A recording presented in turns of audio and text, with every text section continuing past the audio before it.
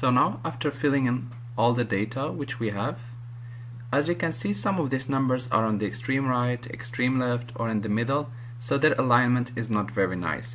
So let's make some homogenic alignment. So we're gonna just select all these numbers by just clicking and dragging to the last number.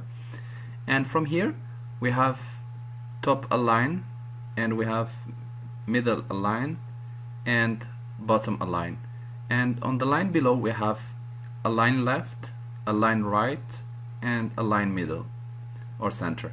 So we're gonna just select the first one, for instance, or the extreme align to the bottom and align on the right. So as you can see, we have now some numbers. They are looking nice. However, we still don't know what these numbers are for. They represent the business income by $1 million. So let's select again all of them, and let's enter, or let's add a currency sign. So we can select English pound, euro, Chinese yuan, or whatever you would like. Let's select all these. And personally, I prefer to use United States dollars, so I will add dollar. Now that we have organized our data in this table, and we can continue, or we can go ahead. So if you would like to have more currency sign, you have just to go to the dollar sign, and you click on the arrow, and you click more accounting formats, and here you have all the samples. Make sure that you select accounting, and from here you can have all the word currencies available, and you can select the currency which suits you. And as soon as you have selected your currency, you just click on OK, and it should be added to the whole table, but make sure to select the whole table before adding it. So now we will go to the decimal addition. So as you can see, I have only one number after the comma or after the dot, if you are using French system or the British system. So what I want to have two numbers after the decimal, or two numbers after the dot or the comma. So I would just come here, and from these two signs you can either decrease decimal or you can increase decimal. So I want to increase it once, so I'll just click here once, and as you can see, another 0 has been added. And I can even click a third time or a second time, and if I want just to reduce it, I have just to click back to revert the action.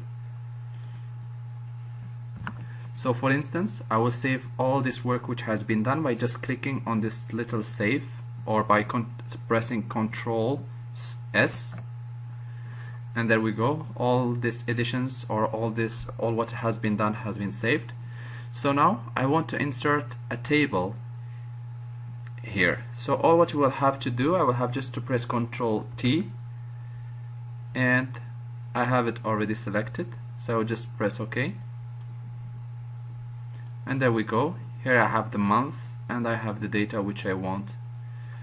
If you see that you want to add the cities to the table, so we can just press Ctrl Z to revert back, and we select the whole table, and again Ctrl T, we press OK, and here we have all the data. So here we can reduce this, and our table is ready. So from here also, to change the table type, you can just go to design, and by just dragging your mouse, you will have different colors and different styles appearing, from black to green. So I like this color, I will just apply this one. By just clicking, it get applied. Otherwise, you can always press Ctrl Z to revert. Until now, I want also to save these changes, even though they will be saved after I finish my work. So let's continue with formatting our data. So now let's say that I want to make a certain coloring by red on some numbers. So then I can just click in the place or on the number which I want to change the color for, and you can always come to this section and you select the color which you want, good, neutral, bad.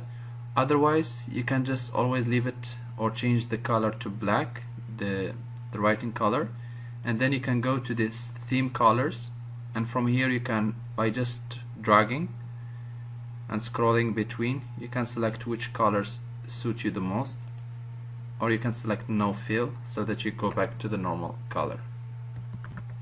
So now let's say I want to name this file, or I want to name this data table. So here I want just to name it worldwide resto. As you can see, the text is not very nice, it's not appearing as I want much. So now what we will have to do, we will have just to click merge and center, and you have just to make sure, as you can see, it didn't work. All what you have to do, you have to select the one next to it, and yeah, now we did it. So that if you really want to perform this merging action, you have to select the row, the both row, or 3 or 4 or how many ever you have, so that this action work. There is also an additional thing which we can do. I can just revert back, and without selecting the row next to it, I can just wrap text, and then it will appear in this way, so that the additional word which has been written and out of the standard, it will be put down or put under the line, and then it should be fine. So for instance, I will select both rows and leave it as merge and center.